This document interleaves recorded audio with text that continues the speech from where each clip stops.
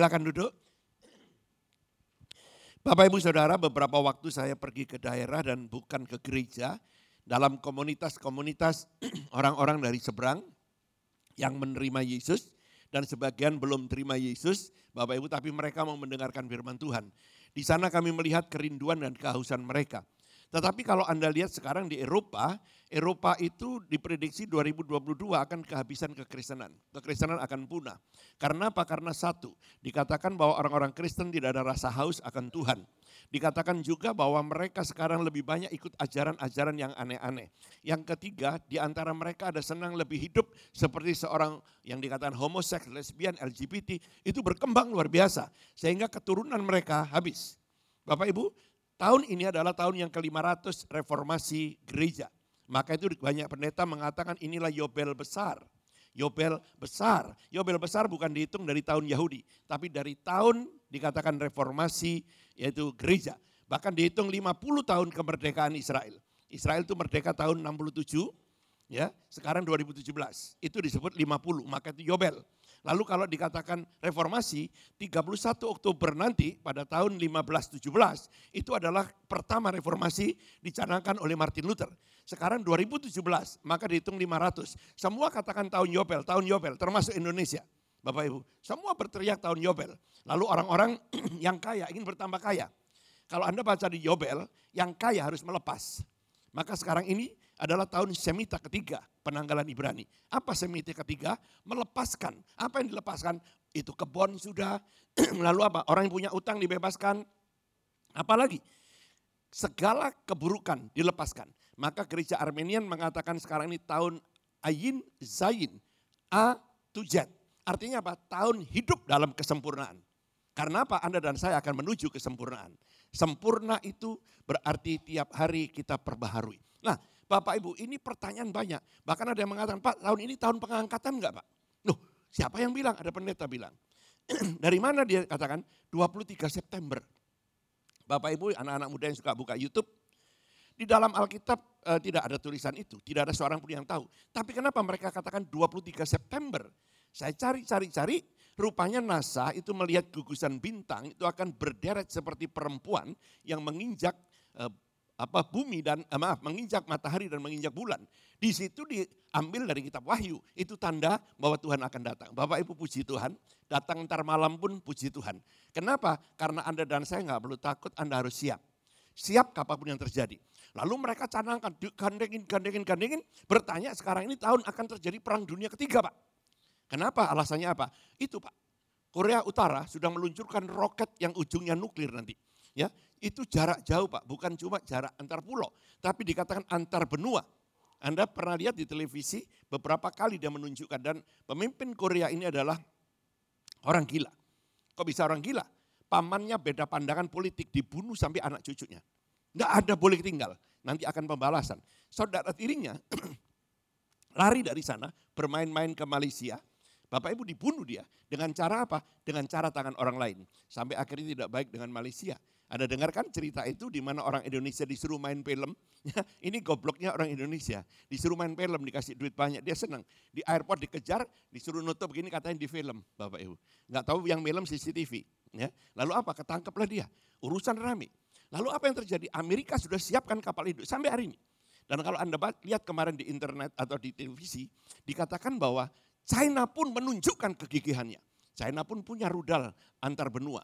Jadi dari China ke Indonesia bisa. Makanya orang Indonesia sekarang anti China bahaya juga, Bapak Ibu. Kalau dia lempar rudal ke sini, mampu semua juga. Kita nggak bisa serang.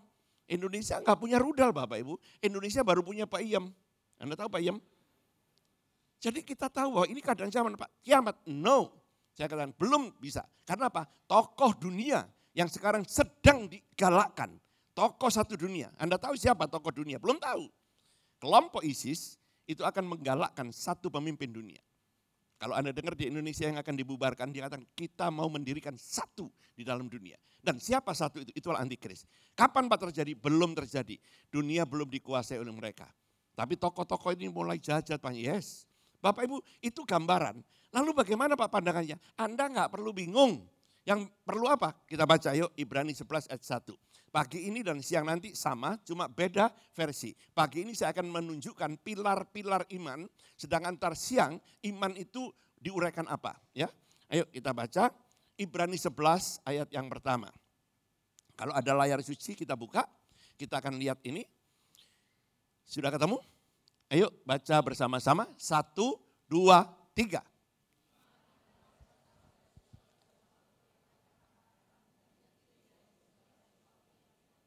Iman itu berguna untuk hidup kita yang nyata real ini. Dari huruf B sampai huruf D, masih ingat saya pernah uraikan di sini. B, birth, D, death. Tapi C, choice. Choice itu di tangan Anda. Anda menentukan kehidupan ini bahagia, kehidupan berhasil oleh karena Anda beriman kepada Tuhan. Lalu apa iman itu Pak? Iman itu bukan cuma yang di dunia Pak Yes, yang tidak kelihatan, yang di surga. Itu dasarnya iman. Iman itu apakah cuma aktif ke gereja? Orang beriman pasti ke gereja. Orang ke gereja belum tentu beriman. Kenapa? Karena dia datang ke gereja untuk supaya kelihatan dia orang beragama. Dia ke gereja, mohon maaf, ada satu gereja setiap ibadah mesti kehilangan handphone, Bapak Ibu. Rupanya orang ini koleksi handphone Bapak Ibu ya. Jadi kalau ibadah banyak sekarang gereja-gereja itu ibu-ibu mulai tasnya dipegang sambil doa dan berjaga-jaga Bapak Ibu. Karena apa? Takut diambil. Siapa? Belum ketangkep. Tapi sekali waktu di gereja di Kelapa Gading itu ditangkap pas Paskah Bapak Ibu. Karena apa? Jangan dibuka pintu, orang keluar waktu ibadah nggak boleh. Satpam udah kunci, nggak boleh keluar. Tiba-tiba orang ini keluar, wah paraliti Pak. Pak saya buru-buru Pak karena ada perlu. No, periksa dulu. Rupanya ada handphone 6 Bapak Ibu. Luar biasa koleksinya. Nah, Bapak Ibu jadi di sini ini siapa? Saya katakan dia ke gereja tapi dia bukan beriman. Tentunya di sini tidak. Ya tidak dikata oh Bapak nyindir saya, bukan. Kalau Anda betul-betul seperti itu ya bertobat, hari ini kan begitu. Nah, Bapak Ibu apa itu iman? Iman itu ada 3 pilar. Dikatakan emet dalam bahasa Ibrani, ada 3 pilar. Pilar yang pertama adalah kebenaran. Kebenaran itu apa? Kebenaran tidak ditemukan di pengadilan. KUHP bukan kebenaran. Pengadilan bukan titik kebenaran. Dikatakan pengkhotbah, justru di pengadilan tidak ada keadilan. Justru di sana kasus suap, kasus pelencengan. Orang benar dijadikan salah, orang salah dijadikan benar. Apakah ada di sini pengacara atau ahli hukum? Anda banyak nipu juga. Kenapa? Permainan ayat-ayat daripada KUHP. Lalu bagaimana? Diputar kiri kanan untuk memenangkan kliennya. Bapak Ibu, itulah KUHP. Lalu siapa kebenaran? Di dalam bahasa asli dikatakan di sini, emet itu hanya dalam Yesus.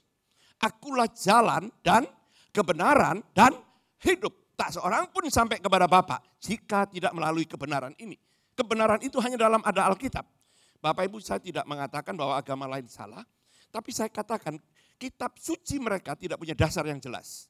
Kalau Anda baca ini dasarnya jelas. Dari urutan kejadian dunia sampai akhir daripada dunia ini, bahkan surga ada di dalam ayat ini. Ilmu pengetahuan semua ada di sini. Orang bilang, Pak ilmu pengetahuan enggak ada ditulis. Anda baca, Galileo dibunuh hanya gara-gara mengatakan bumi ini bulat. Bapak Ibu, dulu bumi itu kayak kotak begini, dari sini jatuh.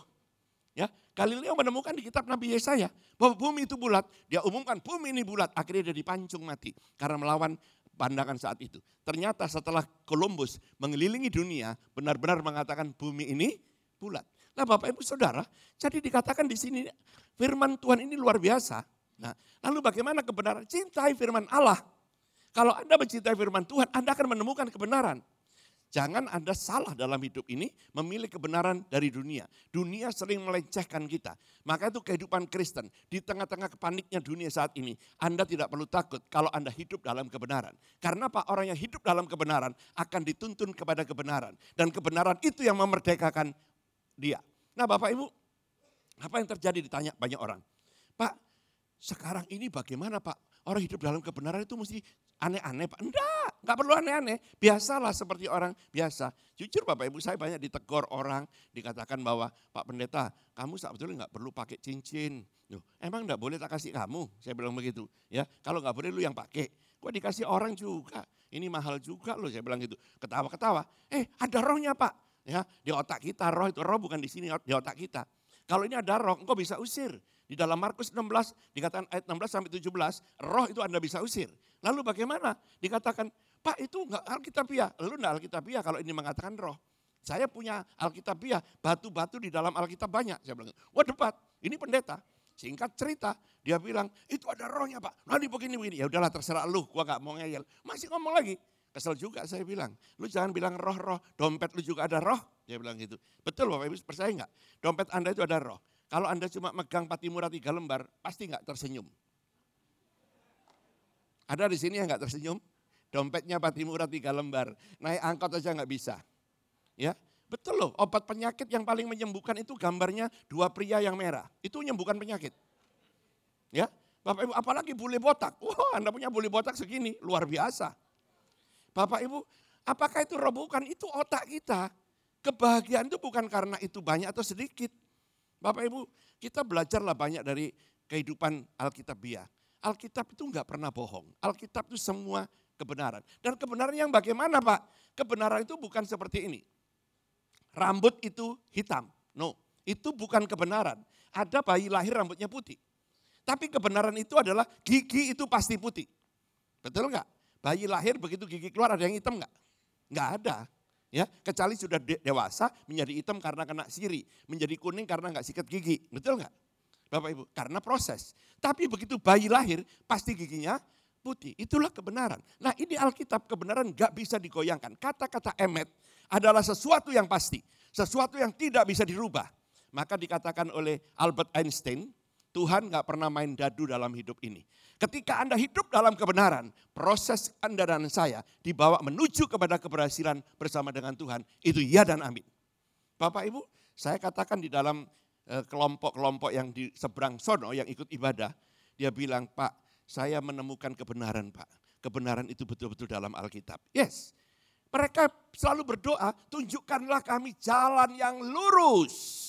Bapak Ibu, Alkitab mengatakan, akulah jalan yang lurus. Apa? Lurus itu artinya benar. Orang kebenar itu lurus, nggak pernah belok kiri, belok kanan. Itulah kebenaran. Yesus mengatakan, akulah jalan yang lurus itu sendiri. Bapak Ibu, jadi kita belajar, ayo jadi Kristen, jangan setengah-setengah. Jadilah Kristen yang benar. Ya, contohnya, beberapa waktu yang lalu, wah, saya banyak di SMS, di WhatsApp, di telepon banyak orang. Pak Pendeta, aku beranggapan tuh Kelapa Gading itu Yerusalemnya Jakarta. Lu salah. Lu mau cari plus-plus di Kelapa Gading ada. Contohnya saya bilang, lu mau telepon ini kan? Iya Pak, yang kemarin itu Pak, ditangkap 144 pria. Ada di sini yang tertangkap waktu itu. 144 pria itu siapa? Gay, Bapak Ibu. Orangnya keren-keren, mohon maaf yang badan atletis jangan kesinggung. Badan atletis belum tentu laki-laki benar Bapak Ibu. Ya, keren, makanya kalau pilih pacar yang belum punya pacar, pilih yang agak GBI, gendut buncit indah begini ya Bapak Ibu. Itu badannya atletis, ditangkap 144. Itu yang paling mengerikan Bapak Ibu, ada yang PDP. Anda tahu PDP? Pendeta pembantu, bukan, penjaga depan pintu. Bapak Ibu, waktu ditanya, kenapa kamu kan punya istri, kenapa kamu sampai main seperti itu? Dia bilang, Pak, supaya saya nggak nyakiti istri saya. Kalau saya berjalan dengan perempuan, istri saya pasti cemburu. Maka saya berjalan dengan laki-laki, edan ini Bapak Ibu. Nah, Anda tahu bahwa inilah keadaan dunia. Dunia itu sekarang sudah dikatakan kacau, ini bukan lagi kromosom. Bukan masalah dikatakan masalah yang dikatakan pendidikan secara psikologi, bukan. Tapi ini penyakit. Orang Kristen kalau engkau sudah hidup dalam kebenaran, penyakit ini bisa melanda engkau. Tiba-tiba engkau kurang suka dengan istrimu, senang dengan laki-laki. Jujur Bapak Ibu, Anda perhatikan dalam kehidupan Alkitab dikatakan di sini, kalau orang sudah mulai menyimpang jauh dari kebenaran, maka orang itu akan bisa salah. Di dalam Roma pasal 1 nanti dicari, orang yang mulai menyembah kepada patung-patung, menyembah kepada dewa-dewa, di sana maka terjadi salah di dalam hubungan. Anda baca di dalam Roma pasal 1 nanti cari, dikatakan mereka menyembah yang seperti ular, seperti apa. Dikatakan mereka mulai hubungan yang tidak benar, laki-laki dengan laki-laki, perempuan dengan perempuan. Bapak Ibu, saya diizinkan bawa rombongan Katolik, nanti Agustus juga lagi Bapak Ibu. Saya pergi ke Thailand, saya bilang gila lu ngapain ke Thailand? Ya, emang cari banci? Bukan Pak, di sana ada katedral yang lama, abad yang ke-6, ini. Loh kenapa lu bawa gua kok enggak bawa Romo? Karena kalau pendeta enak Pak, habis ibadah kita masih bisa jalan, pendeta ngikut juga lah. Ya, mau jalan kemana? Lu bawa kemana? Anu Pak, kita ke pasar itu, pasar apa namanya? Pasar ocak-ocak, ocak-ocak apa kucak-kucak itu, saya lupa itu. Ya, itu pasar yang katanya kalau malam minggu rame. Ya udahlah, gua ngikut, saya bilang gitu. Tapi lu jangan bawa ke banci-banci yang enggak bener lo ya. Ya, saya bilang gitu, lu bawa banci-banci enggak bener, lu tak gebukin. Ketawa dia pemimpinnya ini. Singkat cerita 38 orang. Bapak Ibu singkat kami nonton yang orang Korea main pisau lah apa dan sebagainya. Senang lah, bagus gajah yang bisa menari. Gajah itu lebih pintar dari manusia loh. Kenapa? Kalau dapat duit dikasih bosnya. Kalau dapat pisang dimakan sendiri. Bapak Ibu pintar ya. Katanya orang-orang goblok Pak, duitnya udah gak bisa belanja. Maka dikasih bosnya suruh belanja dapat pisang kan dimakan. Nah saya lihat itu luar biasa. Nah begitu saya jalan masuk ke pasar itu yang ocak-ocak katanya itu jalan, saya sama istri saya mau duduk di salah satu kafe aja, males jalan, duduk. Saya paling nggak suka belanja. Yang pertama duitnya juga nggak banyak, ya. Yang kedua puyeng lihat barang begitu tuh puyeng, apalagi semakin banyak yang barang murah, orang pasti berjubel. Apalagi orang Indonesia dikatakan Pak sale. Kalau sudah sale orang Indonesia beli nggak pakai mikir, ambil aja murah. Nggak tahu sampai di rumah untuk apa nggak tahu. Loh, orang Indonesia begitu. Kalau sudah ketemu toilet pasti pipis. Pokoknya ada toilet pipis. Makanya kemarin waktu grup ada yang kayak Israel 960 orang. Saya bilang edan 960 orang kalau satu orang 1 menit pipis. Berapa jam itu nanti? Nah Bapak Ibu saya jalan di kucak-kucak karena ngikutin ada seorang ibu mau beli kembang-kembang begini. Istri saya diajak pilih, suaminya sama saya makan itu sate. Ada sate enak Bapak Ibu. Itu bak dipotong tipis-tipis, kecil-kecil gede-gede. Wah enak banget itu, saya dikasih 4 saya hajar habis. Bapak udah tua nggak takut makan bak? Jangan lagi segini 3 kilo gue habisin ya bilang gitu. Lagi makan begini. Tiba-tiba ada cowok gantung padanya gerak. Deket-deket saya nggak ngerti. Dia pakai ini, begini, tes. Saya nggak ngerti, saya lihat plak, dipoto sama dia. Loh kurang asem, ngapain dia foto? Ada lagi, jalan lagi. Rupanya di Thailand itu mayoritas laki-laki homoseks. Mayoritas. Kenapa? Alkitab dalam Roma 1 digenapi. Menyembah kepada berhala, maka keturunannya pun menjadi nggak benar. Nah Bapak Ibu yang dikasih Tuhan, kebenaran membawa Anda dimerdekakan dari segala sesuatu yang membawa Anda salah. Maka orang Kristen belajar hidup benar, lakukan kebenaran, cintai kebenaran. Tadi saya ngomong sama Bapak, Pak saya sering baca Alkitab, Pak saya mendapat berkat. Yes, karena ini makanan rohanimu. Itu yang pertama, orang beriman dasarnya dibenarkan Tuhan, Anda dan saya tidak bisa hidup benar kalau tidak dibenarkan Tuhan. Kematiannya di atas kayu salib membenarkan Anda dan saya, melayakkan ketemu Tuhan. Tapi isilah dengan kebenaran. Yang kedua, pilar kedua adalah ketaatan. Orang Kristen kata-kata hupataso itu artinya taat. Orang Kristen kalau tidak taat kepada Tuhan, dia bohong dalam kehidupan ini. Taat akan Tuhan, contohnya Anda ibadah pagi ini. Bukan karena Anda mencari sesuatu, tapi hanya ingin ketemu dengan Tuhan. Bapak Ibu, orang Kristen harus rindu akan Tuhan. Di dalam Mazmur 42, seperti rusa merindukan sungai yang berair. Saya sering katakan banyak pendeta mengatakan, Pak Pendeta, Anda ini gak punya sidang, gak punya gaji tetap, tapi hidup Anda sangat diberkati. Yes, karena aku belajar hidup dalam kebenaran dan taat. Ketika aku taat, pasti dipimpin Tuhan. Bapak Ibu, ketaatan itulah kunci berkat. Saya tanya di sini Bapak-bapak, engkau punya anak, anakmu gak taat, ya, hidupnya gak benar. Apakah engkau berkati dia?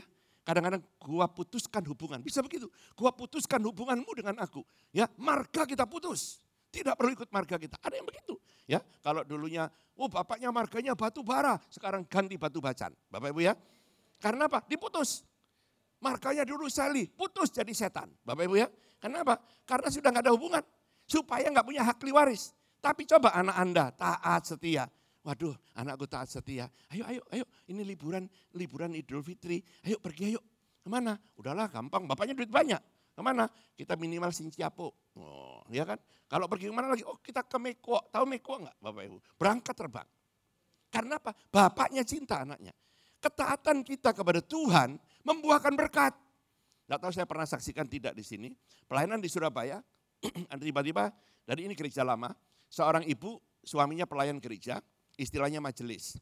Saya nggak suka disebut majelis. Majelis itu bisa konotasinya jelek, manusia jelmaan iblis atau mayor jenderalnya iblis. Maka disebut penatua. Pena tua itu paling bagus, belajar menjadi orang seperti orang tua. Nah, Bapak Ibu tiba-tiba istrinya datang, nangis kepada pendetanya. Pak Pendeta tolongin Pak Pendeta, aku enggak tahan lagi. Udah enggak tahan lagi. Kenapa? Suami Pak, ya kenapa suamimu sakit? Bukan, dia sekarang ini Pak dapat lagi satu, dapat apa? Istri lagi satu. Tuh, kok bisa dapat istri? Kenapa lu enggak ngomong? Dia itu diam-diam Pak dulu sudah punya 2. Waktu pelayan itu sudah punya, cuma saya enggak mau buka aib dia. Sekarang lagi 3 Pak. Dipanggillah suaminya, mau dipecat jadi majelis. Begitu dipanggil ditanya dia masih alesan. Pak saya kan enggak salah. Loh kok enggak salah gimana? Istri itu harus 3. Ya, kalau 1 is 1, kalau 2 is 2, kalau 3 baru istri. Orang kalau enggak taat itu begitu. Coba orang Kristen banyak yang enggak taat. Anak kecil dibilang, lu ngapain lu kok mau ke sekolah pakai mobil papa? Minta mobil terus enggak boleh. Loh Pak, aku udah mulai gak dewasa. Lu belum punya SIM kata bapaknya. Aku mau naik mobil, enggak bisa. Bapaknya marah. Buat apa kaki lu 2? Yang satu buat ngincap pedal, satu buat ngincap rem. Katanya begitu. Orang enggak taat itu enggak pernah kehabisan akal. Dia selalu ingin melawan. Jujur Bapak Ibu, Indonesia terutama Jakarta ketidaktaatan dalam berkendaraan itu luar biasa. Sampai berapa kali saya mau nabrak orang kadang-kadang. Bayangin jalan Perboden, dari sana itu motor. Kayak semut. Kalau sudah salah, dia mau gini, apa? Loh, jujur aja kalau saya belum bertobat, saya tabrak itu orang. Paling-paling dia yang mati, saya tabrak, saya gasak terus kan dia gak apa-apa. Saya gak apa-apa, dia yang mati. Itu bodoh Bapak Ibu. Makanya orang Kristen di sini, lampu merah, belajar taat. Ya, kecuali Anda buta warna, saya nggak bisa tahu. Dikira hijau. Bapak Ibu yang dikasih Tuhan, ketaatan itu masalah kecil sampai masalah yang besar. Anda pasti diberkati ketika Anda taat. Firman Tuhan nggak bohong. Ketika Anda belajar taat, kayaknya Pak orang taat itu nggak enak Pak, direndahkan, disepelekan, dihancurkan, tapi engkau akan naik luar biasa. Bapak Ibu, kegagalan itu kunci sukses kita ketika engkau taat. Orang bilang dunia, lu gagal. No, Tuhan bisa berkati aku. Jujur saya pertama masuk Jakarta Ledek kan pendeta banyak Bapak Ibu. Pak rumahmu selalu pindah-pindah, patahin kutuk pengembaraan. Tuhan gak pernah memberikan kutuk pengembaraan. Saya bilang Tuhan gak pernah mengutuk aku. Tuhan memilih aku dengan waktu Tuhan, aku pasti punya rumah. Waktu itu Bapak Ibu masih tahun 1998. Saya bilang begini, saya pasti punya rumah. Kapan? Tahun 2000. Oh, 2 tahun kan iman saya 2 tahun 2000. Singkat tahun 2000 Bapak Ibu sudah masuk. Sampai bulan Oktober. Bapak Ibu apa yang terjadi? Orang cuma bilang saya di tahun pengembaraan harus pindah-pindah rumah terus. No. Pas 13 Oktober tahun 2000 teman saya telepon saya. Bonek Bapak Ibu ya. Saya kan bonek juga. Bondo nekat dulu tapi sekarang boim. Bondo iman. Ya. Dia telepon. Halo Pak, ya apa Pak? Wah, saya bilang ya apa gimana? Bahasa Jawa. Ngomong-ngomong terus saya tanya tanahmu gimana? Tahun 86. 86 tanah dia itu Bapak Ibu dikuasai pemilik negeri. Sampai punya sertifikat aspal. Luar biasa loh, BPPN bisa membuat sertifikat baru karena dia anak pemilik negeri. Singkat cerita sengketa tanah itu. Enggak bisa diurusin, lewat kita cuma doa Tuhan tolong, Tuhan tolong. Ya biasanya orang kalau bermasalah yang dicari pendeta. Ya, kalau dapat duit banyak ke kafe, Bapak Ibu ya, itu biasa. Ini cari pendeta, kita doa terus, doa kadang-kadang di tempat itu kita doa. Ya, sampai saya pindah Jakarta. Nah singkat cerita Bapak Ibu, saya pasti doakan terus tiap pagi karena saya bahasapan sama dia. Doain, gimana kabarnya belum? Ya udahlah doa saja. Kalau itu dari Tuhan pasti balik kepada kamu. 98 lengser Bapak Ibu, pemilik negeri. Anaknya pun waktu itu sudah gak punya kekuatan. 99 diurus ke mahkamah, dimenangkan teman saya. Tahun 2000, masuk 2000 awal, sudah dijual. 99 akhir sudah dijual. Saya dilupakan. Biasa kan manusia kadang-kadang kan lupa. Dia lupa saya enggak minta duit, dia mesti telepon dong. Sudah kena saya, sudah dimenangkan, sudah saya jual. Jangan sampai pendeta itu doa terus Tuhan, biarlah tanah itu Tuhan. Padahal sudah dikasih. Kata Tuhan bego lu sudah gua jawab, pasti begitu kan. Saya masih nungging aja doakan punya dia. Singkat cerita Tuhan itu luar biasa. Dia waktu family altar di kelompok gereja dia ada namanya family altar. Doa, istrinya diingatkan saya. Wajah ganteng masuk dalam pikiran dia. Loh iya betul loh, kalau wajah cantik kan bencong saya. Nah yang satu lagi masuk lagi suaminya. Diem, begitu pulang, aku kok ingat Jinarko, kemana dia ya? Nggak ketemu Bapak Ibu. Nomor HP saya nggak punya HP. Hilang sudah, nomornya udah nggak ada dari dia. Terus nomor telepon rumah sudah pindah-pindah, nggak mungkin bisa dicari. Nggak ketemu pendeta. Lu tahu nggak Jinarko? Tahu, nomor teleponnya nggak tahu. Nggak ada, udah lewat. Tapi berkat kalau mau jatuh ke saya tidak akan jatuh ke Anda. Kalau jatuh ke Anda tidak akan jatuh ke saya. Bapak Ibu, persis 13 Oktober itu, Bapak Ibu dia telepon saya, lu dapat nomor telepon dari mana? Hampir 5 hari yang lalu aku jalan-jalan di mall, ketemu keluargamu, kakakmu. Oh ya, aku tanya nomor HP-nya, ini dikasih. Wah puji Tuhan, gimana tanahmu? Ya ini aku mau ngomong sama kamu, sudah kena saya, sudah saya jual, dibeli sama Paramount, dan ini cerita dia. Gua makasih berkat.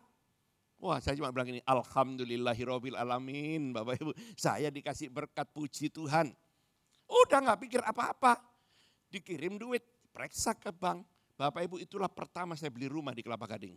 Ya akhirnya kebanjiran, Bapak Ibu tahu banjirnya lumayan, 10 cm di bawah atap. Ya lumayan banget dulu ya, cuma 10 cm. Nah Bapak Ibu, itu pertama akibatnya apa? Cuma taat. Saya gak punya sumber, tapi ketaatan itu diberkatilah engkau. Dan saya gak pernah ngomong, kenal Pak Roni sudah lama. Pak Roni doain aku dong, kontrak rumahku habis. Gak pernah, tanya. Saya gak pernah, tolong doain dong supaya Tuhan bekerja. Gak pernah. Belajar taat, Bapak Ibu kadang-kadang pergumulan dalam hidup itu ada banyak. Contohnya, ekonomi pun Anda gak bisa prediksi. Hitungan detik bisa berubah. Alam pun tidak bisa prediksi, sekali waktu bisa berubah. Bayangin itu yang di Padang itu gunung sudah berapa lama berhenti. Gunung Marapi itu, ya cuma gerak-gerak, meletus. Gak bisa diprediksi. Segala sesuatu gak bisa diprediksi. Di dalam Ibrani 12 dikatakan, aku akan mengguncangkan. Bukan cuma dikatakan kehidupan ini, tapi juga yang ada di langit. Akan diguncangkan oleh Tuhan. Lalu bagaimana Anda bisa tetap tenang ketika Anda belajar hidup kebenaran, hidup taat kepada kebenaran. Maka Anda pasti, bukan mudah-mudahan, dipelihara oleh Bapa di surga. Karena engkau dan aku punya kerajaan yang tak tergoncangkan. Yang terakhir, setia. Apa itu setia? Namanya boleh Setiawan, boleh Setiadi, boleh Setianingsih. Mohon maaf kalau ada yang sama namanya.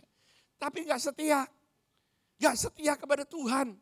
Ya, ketika hidup susah cari Tuhan. Ketika diberkati jauh dari Tuhan. Kenapa? Sudah duitnya banyak, malas ke gereja. Bapak Ibu, dia enggak sadar bahwa kehidupan ini semuanya karena dia. Ada satu lagu yang dinyanyikan oleh seorang namanya Ruth Selan, seorang hamba Tuhan dari Makassar, dia dosen dari sekolah STT di sana. Dia yakin begini, hidup ini adalah kesempatan. Itu kesempatan itu seperti es. Kalau Anda biarkan saja cair dia habis. Kesempatan itu adalah sejarah. Anda bisa mengukir sejarah dari kesempatan. Sejarah apa? Pertama dalam keluarga. Anda akan menjadi image yang jelek pada anak Anda ketika Anda hidupnya enggak benar. Lalu cucu Anda bilang, jangan macam-macam sama engkong, digampar lu nanti. Nah, Bapak Ibu, sejarahnya jelek. Apalagi dengan orang dunia, sejarahnya Anda akan menjadi jelek. Kenapa? Jangan macam-macam sama dia. Ya, saya aja Bapak Ibu sudah tobat, sejarah saya masih jelek. Kenapa? Ketemu dia, itu pendeta sekarang. Iya, dulu preman. Waduh, mati. Ada jeleknya, dulu preman. Itu kalau dulu makan sering gak bayar. Ya begitu Bapak Ibu. Ya, masuk kalau hari Minggu pakai dasi begini. Pakai dasi, cari di mana yang ada merah, kain merah, pasti ada orang kawin. Orang kawin Bapak Ibu kalau sekarang susah pakai amplop, paling-paling nyelonyor aja kan. Kalau dulu pakai kadonya batu bata Bapak Ibu. Masuk, ditaruh di depan, tanda tangan begini. Itu 10 orang, di meja itu 10 orang ditutup. Orang kita, dilihat dulu, ini 10 makanan, macam-macam, taisihi, balikuin. Ya. Lalu apa? Ada sedikit di depan sini, Matthew, atau bols, atau mungkin minuman keras. Di sana, wah ini bebas. Udah makan minum gratis, minum sampai mabuk pulang. Nah di situ dikatakan ini orang gak bener. Sampai jadi pendeta, nama jelek itu ada di belakang. Betul Bapak Ibu, itu sejarah. Maka itu kalau saya dari dulu gak ada masalah, sampai sekarang mungkin nama saya tetap itu pendeta loh, luar biasa. Dari kecil dia baik. Coba itu baru tobatnya udah tua, udah mau mati, loh enak. Ya, sejarah, waktu itu adalah kesempatan. Untuk apa? Melayani dia. Belajar setia dalam perkara yang kecil, anak-anak muda belajar setia. Dari perkara kecil engkau tidak akan dikecewakan. Saya pernah saksikan di sini anak saya meninggal dunia dalam pelayanan. Kenapa? Anak saya itu apa? Anak saya setia dalam pekerjaan Tuhan. Jujur Bapak Ibu, anak saya yang kecil itu, kalau yang gede masih berangasan kayak saya. Anda ngomong salah ditonjok sama anak saya yang gede. Ya walaupun sekarang udah menikah udah lain Bapak Ibu. Yang kecil itu dulu, kalau sudah libur sekolah begini, dia itu ada seal di gereja dia. Sekolah Injil liburan, ngajari mereka. Anak-anak sekolah minggu. Ya. Terus apa lagi? Lu mau ujian lu gak bisa apa? Bahasa Inggris, ini Koko ajari. Diajari, gratis loh, gak ada yang bayar loh. Pernah pulang dari gereja dia, jalan kaki, keringetan ya. Loh, lu kenapa gak telepon papa? Dompetku ketinggalan pak, aku gak bisa naik. Lu kok gak diantar orang? Gak ada, itu anak-anak gak bawa motor, jalan rumahnya deket situ. Terus jalan kaki, ya kenapa gak telepon papa? Aku pikir papa pelayanan. Bayangin, lalu ngumpulin dana dari botol bekas, buku bekas, TV bekas, komputer bekas, tiap minggu diumumkan ke jemaat. Diumumkan sampai 4 tahun lebih terkumpullah dana. Dan dana itu setelah dijuali semua Bapak Ibu, tiap saat dapat banyak dijual. Kok kertas, lu kertas dijual di mana? Buku-buku di Senen. Kalau TV rusak atau komputer rusak di Poncol. Kalau itu yang bungkusnya kardusnya apa? Kulkas, kardusnya TV di mana? Pasar Pagi. Dia tahu tempat jual. Sampai bilang lu gila, lu Cina ganteng-ganteng begini lu jualan. Terus dia ketawa. Untuk Tuhan gak perlu malu.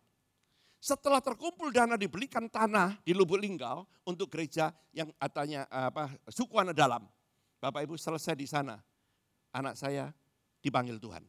Kenapa? Nulungi orang di bawah arus. Itu pun karena mengikuti penginjilnya. Makanya di sini hamba Tuhan, kalau ke daerah jangan coba-coba masuk ke hutan atau ke danau yang tidak Anda ketahui.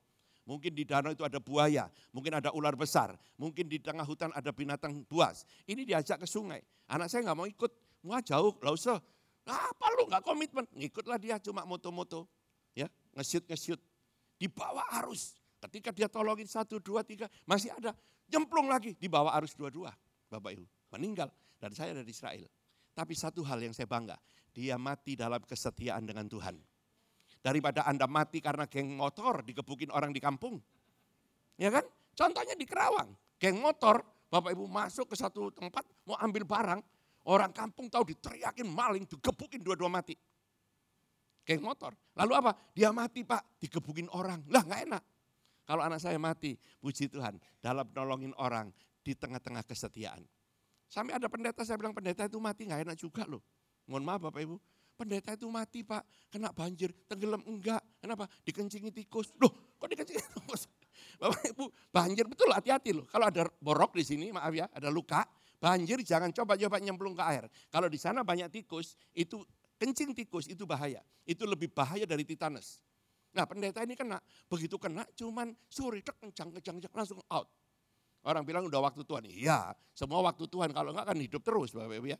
Nah jadi satu hal. Iman adalah satu, hidup dalam kebenaran. Anda dan saya sudah dibenarkan. Walaupun kadang-kadang masih belepotan dikit, tidak apa-apa. Karena Anda menuju kepada kesempurnaan. Kesempurnaan itu bisa Anda miliki sempurna total ketika Anda pesan tiket di hotel yang check in, tidak pernah check out. Sudah punya? Yang check in, tidak pernah check out. San Diego Hill, Pondok Rangon, check in, tidak pernah check out. Itu baru sempurna. Ya.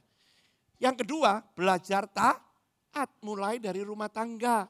Efesus 5:22 ibu-ibu baca nanti. Hai istri-istri, tanduklah suami lu. Jelas itu ya, itu mulai taat. Tanduk. Wah pak, suami saya enggak benar pak, saya makanya cerewet. Ya, Bapak Ibu jangan cerewet. Kalau Anda cerewet, suami Anda itu jadi puyeng. Nanti puyeng akhirnya suami Anda salah jalan. Jalannya kemana enggak tahu, enggak bisa pulang. Karena apa? Karena istri yang cerewet. Belajar taat. Tunduk. Suami-suami belajar taat. Kasihlah istrimu seperti dirimu sendiri. Itu ada ayat. Anak-anak. Efesus 6 ayat 1-3. Hormati orang tuamu di dalam Tuhan. Karena panjang umurmu dan diberkati kau di bumi. Itu ayat Alkitab. Belajar taat. Yang terakhir setia. Setia di dalam mengiring Tuhan. Setia dalam doa. Bapak Ibu bangun pagi apa yang Anda lakukan? Bangun pagi apa yang saudara lakukan dulu? Ucapan syukur, yes. Karena apa? Pagi ini Anda bisa bernapas, itu anugerah Tuhan. Saya pernah khotbahkan di sini waktu saya jatuh dari atap, masih ingat?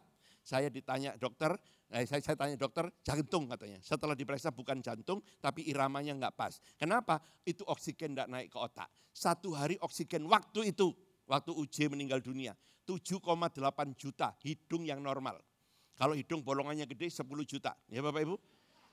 Belum nanti Anda naik tangga, nyuri, berapa banyak nyuri Anda? Nyuri, itu berapa? Coba Anda hitung, belum darah Anda. Makanya sekarang ini penculikan anak itu bukan isu, Bapak Ibu, itu benar. Diculik, katanya dijadikan teroris, no. Diculik, dijual organ tubuhnya.